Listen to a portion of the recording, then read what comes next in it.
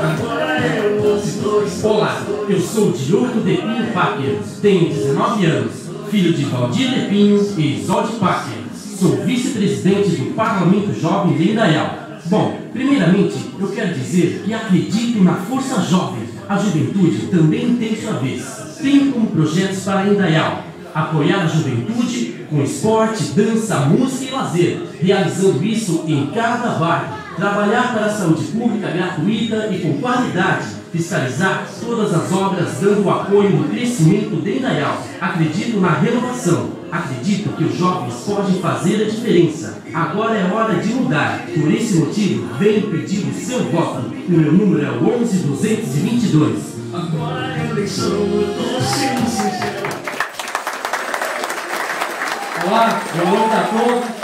Obrigado, agradecer a presença aí de cada um de vocês. Realmente aí sair da casa de vocês para vir no encontro político. Política é muito importante, né, gente? Tudo que passa pela nossa vida passa por política.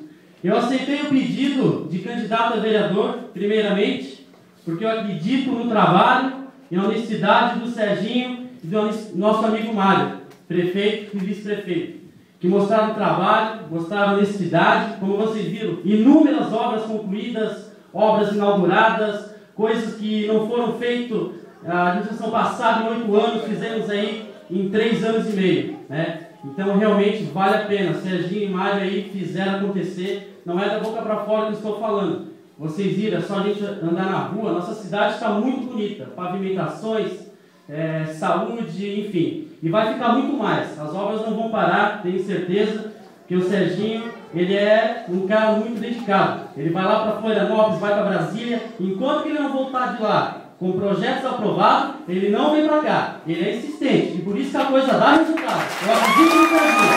Então, vamos ficar com o Serginho e Mário, vocês estão fazendo acontecer, e vão fazer muito mais, pode ter certeza, gente, tá? O melhor prefeito realmente. E assim, gente, sou candidato a vereador, tenho 19 anos, sou candidato humilde, estou pedindo aí o voto, estou trabalhando para a juventude, claro, para Indaial, né?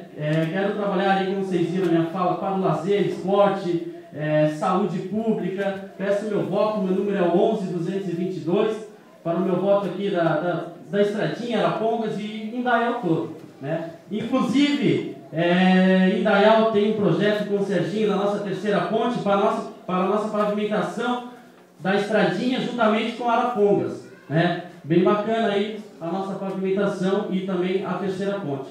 E é isso, gente. Eu peço meu voto mais uma vez, 11222, e dia 7 de outubro está chegando. Vamos votar no 15 no coração. Vamos lá, gente. É isso aí.